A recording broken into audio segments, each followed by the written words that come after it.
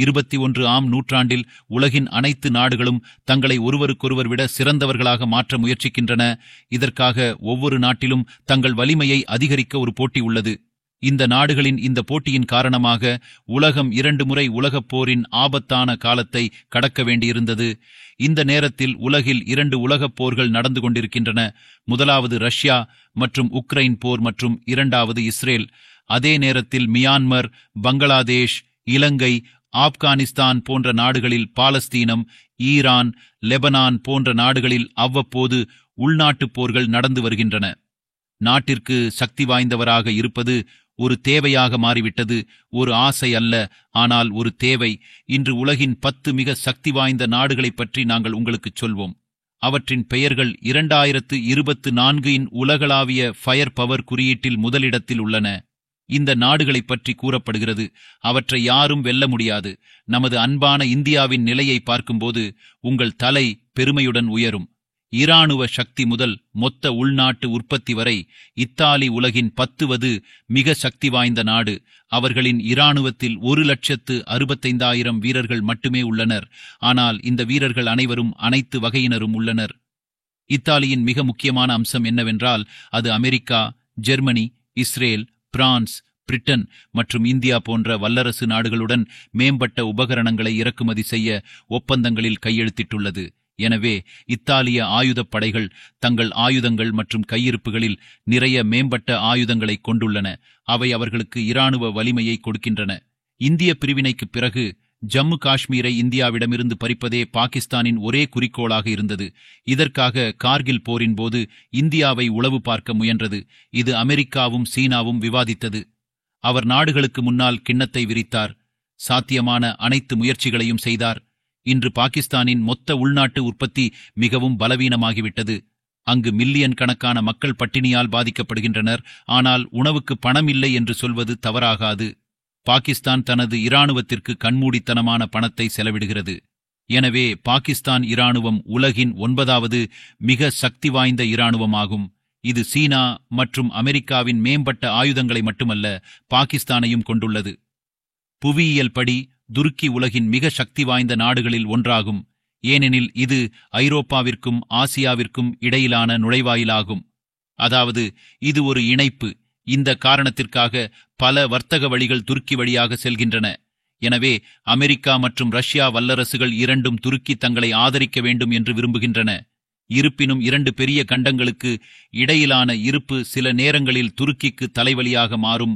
ஏனெனில் ஒவ்வொரு ஆண்டும் மில்லியன் கணக்கான மக்கள் ஆசியாவிலிருந்து ஐரோப்பாவிற்கும், ஐரோப்பாவிலிருந்து ஆசியாவிற்கும் துருக்கியிலிருந்து செல்லும் வழியில் வர முயற்சிக்கின்றனர். துருக்கி ஒவ்வொரு ஆண்டும் தனது இராணுவ பட்ஜெட்டில் 40 மில்லியன் அமெரிக்க டாலர்களை, சுமார் 32 மில்லியன் டாலர்கள் செலவிடுகிறது. இதன் காரணமாக துருக்கிய இராணுவம் நேட்டோவின் 32 நாடுகளில் அமெரிக்காவிற்கு அடுத்தபடியாக மிகவும் சக்தி வாய்ந்த இராணுவமாக கருதப்படுகிறது. எண் 7 ஜப்பான். சக்தி வாய்ந்த நாடுகள் என்று வரும்போது மற்றும் ஜப்பானின் பெயர் எடுக்கப்படவில்லை. இது எப்படி நடக்கும்? எந்த நாடும் 100 முறை யோசிக்கும் அளவுக்கு அதிகாரம் பெருகிவிட்டது. இங்கு மக்கள் தொகை குறைவாக இருந்தாலும் தேசபக்தி உலகில் மக்களால் நிரம்பியுள்ளது. அதே நேரத்தில் சாதாரண குடிமக்களும் தங்கள் நிறுவனங்களில் ஜப்பானிய இராணுவத்திற்காக பல மேம்பட்ட தொழில்நுட்ப ஆயுதங்களை உருவாக்கியுள்ளனர். மேலும் ஜப்பான் இராணுவ வலிமையின் அடிப்படையில் மட்டுமே முன்னணியில் உள்ளது என்பதல்ல. ஆனால் 1 முதல் 25 மில்லியன் மக்கள் தொகை மட்டுமே இருந்தபோதிலும் ஜப்பான் அமெரிக்கா மற்றும் சீனாவிற்கு அடுத்தபடியாக உலகின் 3வது பெரிய பொருளாதாரமாகும். நாட்கள் வேலை செய்கின்றன.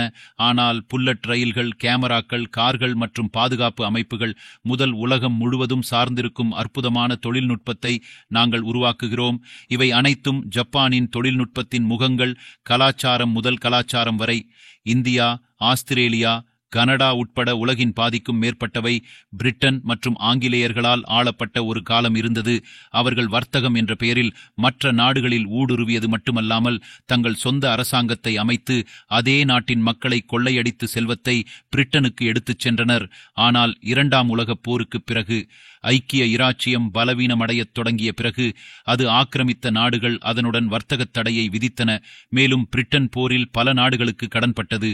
ஆனால் இன்றும் ஐக்கிய இராச்சியம் உலகின் 6வது மிக சக்தி வாய்ந்த நாடாக கருதப்படுகிறது. இங்கே சுவாரஸ்யமான விஷயம் என்னவென்றால், இராணுவத்தில் பிரிட்டிஷ் ஆயுதப்படை வீரர்களின் எண்ணிக்கை மற்ற நாடுகளை விட மிகக் குறைவு. அதாவது 1,40,000 வீரர்கள் மட்டுமே. ஆனால் நவீன தொழில்நுட்பத்தை பொறுத்தவரை உலகின் பல நாடுகள் தங்கள் இராணுவத்தின் முன் தேயிலை நிறுவனங்களாக உள்ளன. அதே நேரத்தில் அவர்களின் ராயல் கடற்படையின் சாகசங்கள் உலகில் பாடப்படுகின்றன. கொரியா அதன் வட கொரிய சர்வாதிகாரி கிம் ஜங்கின் பைத்தியக்காரத்தனமான சாகசங்களைப் பற்றி கேள்விப்பட்டிருக்க வேண்டும். ஆம், அமெரிக்கா மீது அணு ஏவுகணைகளை ஏவுவதாக அச்சுறுத்தும் அதே நாடு. ஆனால் இராணுவ வலிமையின் அடிப்படையில் வட கொரியா இன்னும் 35வது இடத்தில் உள்ளது. அதே நேரத்தில் அதன் அறியப்பட்ட எதிரி அண்டை மற்றும் அமெரிக்காவின் நண்பரான தென் கொரியா உலகின் 5வது மிக சக்தி வாய்ந்த நாடு. அதன் இராணுவத்தில் 5 லட்சம் செயலில் உள்ள வீரர்கள் உள்ளனர். 31 லட்சம் ரிசர்வ் வீரர்கள் உள்ளனர். இந்த எண்ணிக்கை மிகவும் பெரியது, ஏனெனில் ஆண்கள் சில ஆண்டுகள் இராணுவத்தில் பணியாற்ற வேண்டியது கட்டாயம். 2024 ஆம் ஆண்டில் அவர்களின் பாதுகாப்பு பட்ஜெட் 445 பில்லியனாக இருந்தது. இருப்பினும் இந்த நாடு இன்னும் ஒரு 1947இல் இந்தியா சுதந்திரமடைந்த போது நம்மிடம் 4 லட்சம் வீரர்கள் கொண்ட இராணுவம் இருந்தது. ஆனால் பாதுகாப்பு செலவினங்களை குறைக்க அது 2 லட்சம் வீரர்களாக குறைக்கப்பட்டது. 9 அணுசக்தி நாடுகளின் பட்டியலில் இந்திய அரசாங்கம் சேர்க்கப்படாத அளவுக்கு நிலைமை மோசமாக இருந்தது. இராணுவ வீரர்களிடம் சரியான துப்பாக்கிகள் கூட இல்லை. ஆனால் காலச்சக்கரத்தை கொஞ்சம் வேகமாக சுழற்றியதன் மூலம் அமெரிக்கா, ரஷ்யா மற்றும் சீனாவுக்கு அடுத்தபடியாக உலகின் 4வது இராணுவ வல்லரசு நாடாக இந்தியா மாறியுள்ளது. படைகளில் 14.5 லட்சம் செயலில் உள்ள பணியாளர்கள் மற்றும் 11.5 லட்சம் ரிசர்வ் வீரர்கள் உள்ளனர். மிக முக்கியமாக, இந்தியா தனது இராணுவத்திற்காக ஒவ்வொரு ஆயுதத்தையும் உள்நாட்டிலேயே உருவாக்கி வருகிறது. கவச வாகனங்கள், டாங்கிகள், போர்க்கப்பல்கள், நீர்மூழ்கி கப்பல்கள் மற்றும் போர் விமானங்கள், அதுவும் சூப்பர் மேம்பட்ட தொழில்நுட்பத்துடன் மலிவு விலையில். 2014 ஆம் ஆண்டில் இந்தியா பாதுகாப்புத் துறையில் $75 பில்லியன் முதலீடு செய்தது. மொத்த உள்நாட்டு உற்பத்தியின் அடிப்படையில் இந்தியா உலகின் 5வது பெரிய நாடாகவும் உலகின் பல பெரிய நாடுகளாகவும் உள்ளது. இந்தியாவில் இருந்து ஸ்டார்ட் அப்கள் வெளிவருகின்றன. இங்கே ஒரு சுவாரஸ்யமான விஷயம் என்னவென்றால், உலகளாவிய ஃபயர் பவர் குறியீட்டில் இந்தியா அமெரிக்கா, ரஷ்யா மற்றும் சீனாவை விட சற்று பின்னால் உள்ளது. இந்த 3 நாடுகளும் கிட்டத்தட்ட ஒரே நிலையில் உள்ளன. அதாவது எதிர்காலத்தில் இந்த 3 நாடுகளையும் ஒன்றாக முந்தும் சக்தி இந்தியாவுக்கு உள்ளது. இவை அனைத்தையும் நாங்கள் 80 ஆண்டுகளுக்கும் குறைவான காலத்தில் சாதித்துள்ளோம். நமது அண்டை நாட்டின் மக்கள் விடுதலை இராணுவத்தில் 2 மில்லியன் செயலில் உள்ள வீரர்கள் உள்ளனர். அதன் உற்பத்தி சக்தியின் பலத்தில் சீனா கடந்த 50 ஆண்டுகளில் அமெரிக்காவிடமிருந்தும் பிற மேற்கத்திய நாடுகளிடமிருந்தும் இவ்வளவு பணத்தை சம்பாதித்துள்ளது. சீனாவின் பாதுகாப்பு பட்ஜெட் எப்போதும் மிகவும் வலுவானது என்று கூறப்படுகிறது. 2023இல் மட்டும் சீனா தனது இராணுவத்திற்கு சுமார் $100 பில்லியன் செலவிட்டது. இந்த பணத்துடன் சீனா உலகெங்கிலும் உள்ள பாதுகாப்பு தொழில்நுட்பத்தை வெளிப்படையாக நகலெடுக்கிறது. கடந்த ஆண்டு சீனா தனது H-20 குண்டுவீச்சு விமானத்தை இராணுவத்திற்கு ஒப்படைத்தது. இது முற்றிலும் அமெரிக்காவின் B-2 ஆகும். சீனாவில் எண்ணற்ற பாதுகாப்பு நிறுவனங்கள் உள்ளன. அவற்றின் வேலை உலகின் சிறந்த ஆயுதங்களின் முதல் நகலை உருவாக்குவதாகும். எனவே சீனாவின் ஆயுதக் கையிருப்பு மிகவும் பெரியது. இது தவிர சீனா ரஷ்யா மற்றும் பிரான்சிலிருந்து ஆயுதங்களை இறக்குமதி செய்கிறது.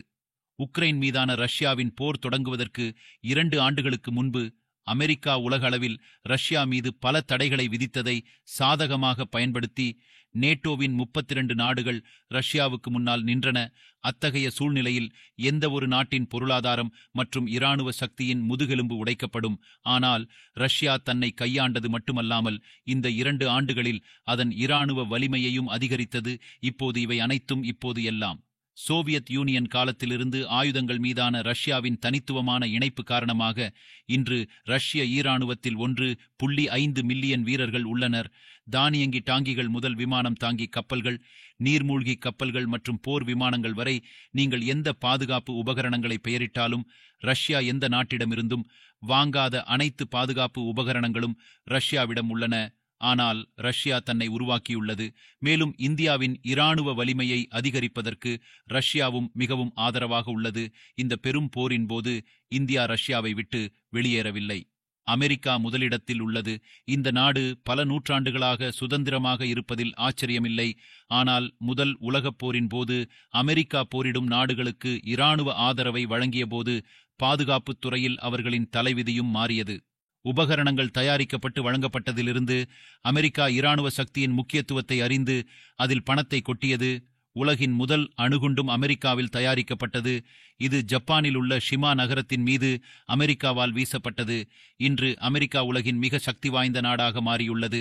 அதன் பொருளாதாரமும் சக்தி வாய்ந்தது. இது தொழில்நுட்ப பந்தயத்திலும் முன்னணியில் உள்ளது. மற்றும் இராணுவ சக்தி என்ன? அமெரிக்காவின் வருடாந்திர இராணுவ பட்ஜெட் $816 பில்லியன் ஆகும்.